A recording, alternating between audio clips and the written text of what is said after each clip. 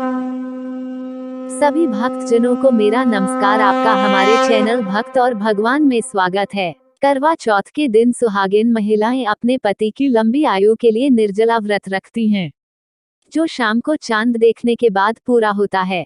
करवा चौथ का व्रत अपने नियमों को लेकर बेहद कठिन माना जाता है।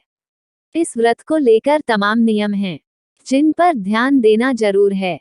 ऐसा ही अहम नियम है, इस दिन हर व्रती महिला को करवा चौथ की कथा जरूर सुननी चाहिए।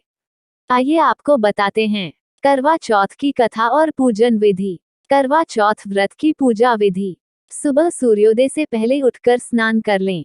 इसके बाद सरगी के रूप में मिला हुआ भोजन करें, पानी पिएं और गणेश जी की पूजा करके निर्जला व्रत का संकल्प लें। इसके बाद शाम तक न तो कुछ खाना और न ही पीना है। पूजा के लिए शाम के समय एक मिट्टी की वेदी पर सभी देवताओं की स्थापना कर इसमें करवा रखें। एक थाली में धूप, दीप, चंदन, रोली, सिंदूर रखें और घी का दीपक जलाएं। पूजा चांद निकलने के 1 घंटे पहले शुरू कर दें। इसके बाद चांद के दर्शन कर व्रत खोलें। करवा चौथ व्रत कथा। प्राचीन कथा के अनुसार एक गांव में करवा देवी अपने पति के साथ रहती थीं। एक दिन उनके पति नदी में स्नान करने के लिए गए। स्नान करने के दौरान मगरमच्छ ने करवा के पति का पैर पकड़ लिया और खींचकर नदी में अंदर की ओर ले जाने लगा। इस दौरान पति ने अपनी रक्षा के लिए पत्नी को पुकारा। पति की आवाज सुनकर करवा नदी के किनारे पहुंच गईं और मगरमच्छ को एक कच्चे धागे से पेड़ से बांध दिया।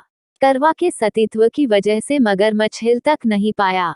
इसके बाद करवा ने यमराज को पुकारा और अपने पति का जीवन दान मांगा और मगरमच्छ को मृत्युदंड देने के लिए कहा। यमराज ने कहा कि मगरमच्छ की आयु अभी पूरी नहीं हुई है, लेकिन तुम्हारे पति की आयु पूरी हो गई है। यमराज की ये बात सुनकर करवा क्रोधित हो गईं और उन्होंने कहा कि यदि उनके पति के प्राणों को कुछ हुआ तो वे श्राप दे देंगी। सती के श्राप से डरकर यमराज ने मगरमच्छ को यमलोक भेज दिया और करवा के पति को जीवन दान दे दिया। साथ ही करवा को सुख समृद्धि का वर दिया और कहा, जो स्त्री इस दिन व्रत करके करवा को याद करेगी, उनके सौभाग्य की मैं रक्षा करूंगा। कहा जाता है कि इस घटना के दिन कार्तिक मास के कृष्ण पक्ष की चतुर्थी तिथि थी। तभी से करवा चौथ का व्रत रखने की परंपरा चली आ रही है। दूसरी पौराणिक व्रत कथा। वहीं दूसरी पौराणिक कथा के अनुसार इंद्रप्रस्थ के एक शहर में एक ब्राह्मण रहता था। उसके 7 पुत्र और वीरावती नाम की एक पुत्री थी। इकलौती बेटी होने के कारण वो सभी की लाडली थी।